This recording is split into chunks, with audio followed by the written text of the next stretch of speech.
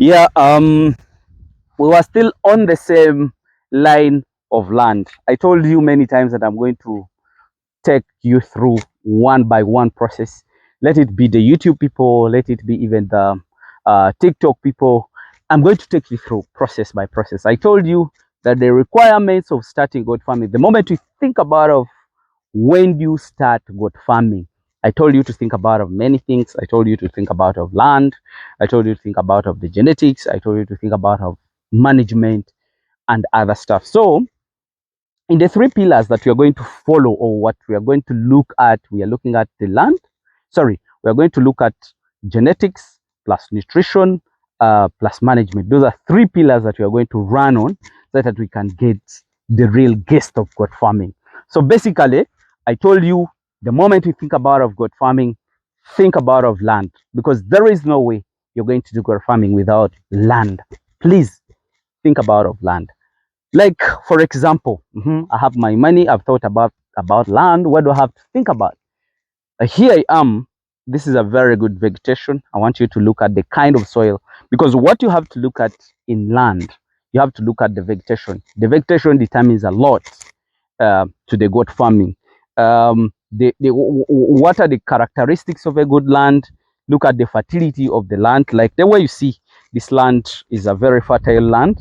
I think you can see it's a black soil. It's well aerated. It's not hard. It doesn't have a hard pan.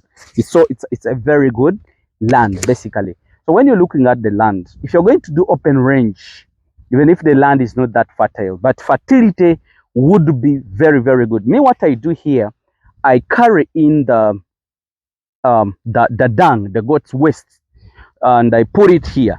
Then I plant the alfalfa. Like the way you see, that alfalfa was cut like 2 days ago, and it's 1 week ago, and now you're seeing it is regrowing. Just within 1.5 months, we are going to again cut it again and harvest it. So we harvested it like it's 1 week ago, and now we are going to re-harvest it. Why? Because of the fertility of the land, of the soil. So basically, when you're looking at the land, if you're going to do open range and you're buying a big land, I want you to look at the land which has very good fodder trees. What am I talking about? I think you know the acacia umbrella trees. In Runyankore, they call it Bugando. In Uganda, they call it Obusana. That is a very good land.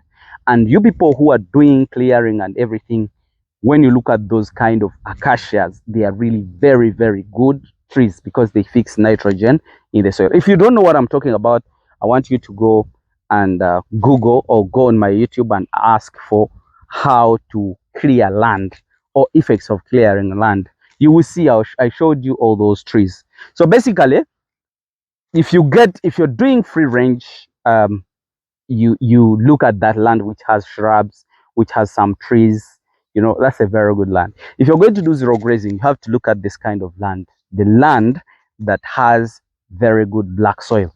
If it's not the case and you can't access it, have the dung, the goat's dung can definitely turn this land into a very fertile land. I'm telling you.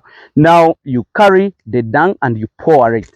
So if you carry the dung and you pour it, it will bring that soil into a very good important soil. So basically, that's what you have to look at. Then also look at what they call water source. So what is the water table of the area? Or where is the next water water point of the land that you're selecting? Look at that. It's also very important. So like here, these soils that you see, they can easily allow the growth of the whatever you plant, let's say, because if your land is not fertile, then it's not going to be productive. So for today, I think you do really understand which kind of land you're looking at and why. I think I've explained that. Look, the gist of the project, it's that those guys are on free range, and that's a flock of only males, so they are going to eat alone, separately. I think you can see how they're moving. So basically, that's what I really wanted to show you. So like for Hamis, I have over 7 acres of alfalfa, and basically I'm opening up this.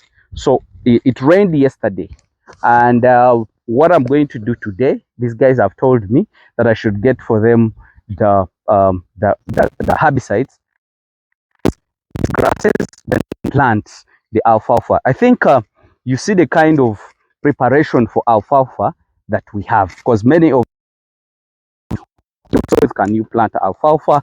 So this is the kind of soil that you can plant alfalfa. So what we are going to do, they are going just to spray so that these ones can die, and then also these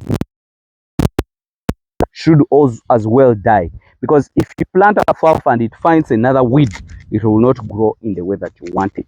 So you will lose it, you lose the money, you lose the time, and those people who even plant it and you leave it in grass, you're not going to get it. The only money that you can keep spending is the money of weeding of those grasses that comes after you have harvested. But basically, if it has grown up, it can't allow any other grass to grow under it. But when the moment you cut, if you cut like today, then tomorrow you have to weed. Those are the monies that you keep putting in of weeding and harvesting, but no replanting. So the whole of this area, I'm going to plant alfalfa, and that is going to be effective of tomorrow. But one, tomorrow they are going to spray, then the next day they are going to plant the alfalfa, and after like 2 months I'll be harvesting, and I'll be showing it to you. So basically, me, I get married to the project. Now my emphasis and my strength is all about planting more alfalfa, because I've seen what it does. I want you guys also to copy me and really be very serious with whichever project that you do.